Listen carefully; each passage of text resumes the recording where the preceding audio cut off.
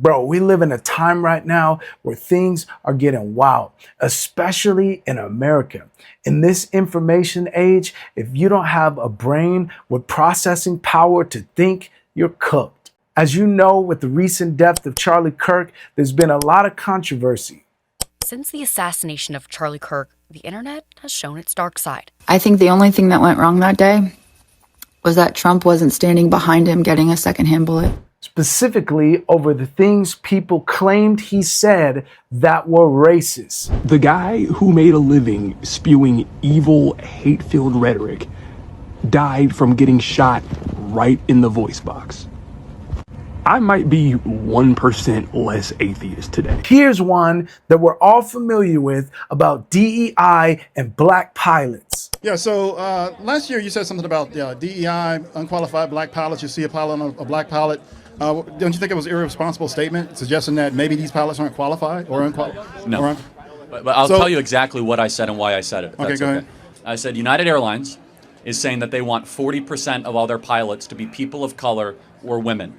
Anytime we reach racial quotas, we relax the standards. Standards for air traffic control, professors, or college admissions. Now just pay attention to what he's saying, because in a minute, I'm going to parallel it with Jamie Foxx and what he said about black pilots. Therefore, when it comes to pilots or surgeons, if I see somebody who is black, as I said on the show, I'm going to hope that that person is qualified. That's what I said. Because they're begging the question, we're not hiring based on merit anymore. We're hiring based on race. Now, So when you see a black pilot, you wonder, boy, is that person there because they earned it or because they were placed there? That's what DEI does. It makes you ask questions you otherwise would not ask. Now listen to Jamie Foxx. I'll make it clear. Okay. I do a joke in front of all black people. And I said, black people are very interesting people because we deal with racism and perceptionism. I said, because we're very nervous flyers. We don't like to get on planes. First thing we do when we get on the plane, we see who's flying this motherfucker. We look in the cockpit. If we look and see a black guy, we will stop and go, hey, how long you been flying, bro? You got your hours with you? And it was the perception. So and don't let a true. woman sit next to him. Oh, we good? It could be a bright, sunny day. It's like, how's the weather? Oh, we're good. And then as you're sitting in that seat, anytime you hit a bump, my brother, we straight? Same situation. You go in the cockpit, you see that white guy with that salt and pepper hair and those aviators and that forearm hair like this, and it's storming outside. Fly to a hurricane. So it's the perception that we have to talk about sometime. Now tell me he just didn't keep it a stack. So which one is cap? Was it Jamie Foxx or was it Charlie Kirk and what the narrative is about Charlie Kirk and what he said?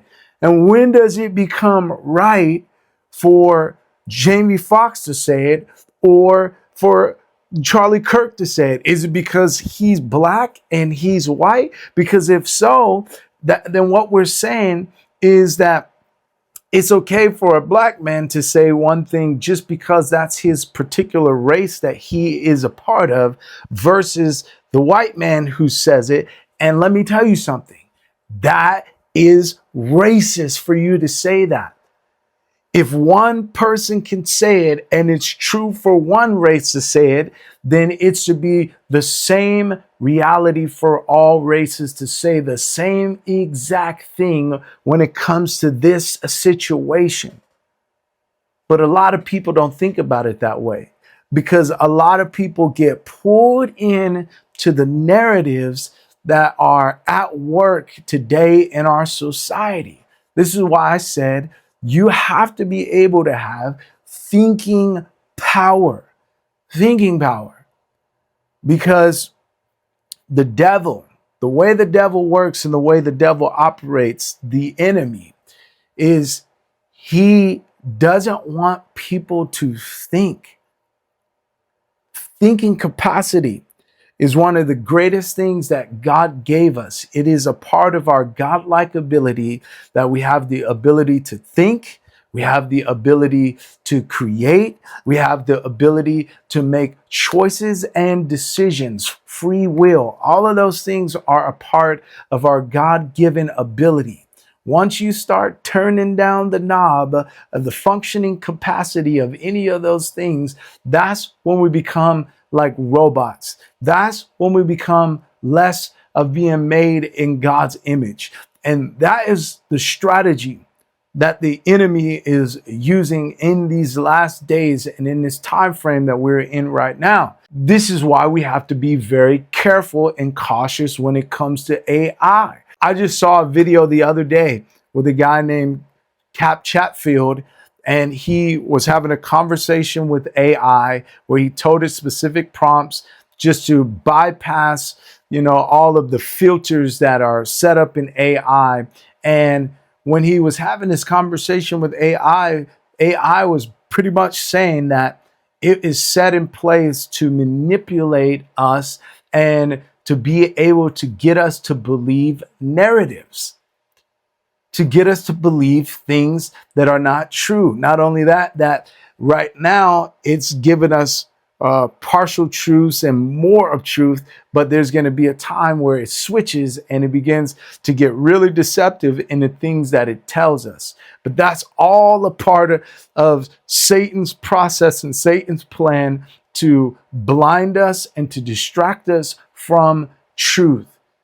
See, in this time frame right now, we have to start to become truth seekers. Don't just get caught up in the lies and the propaganda that the media and influencers and people out there are just pushing. Think for yourself.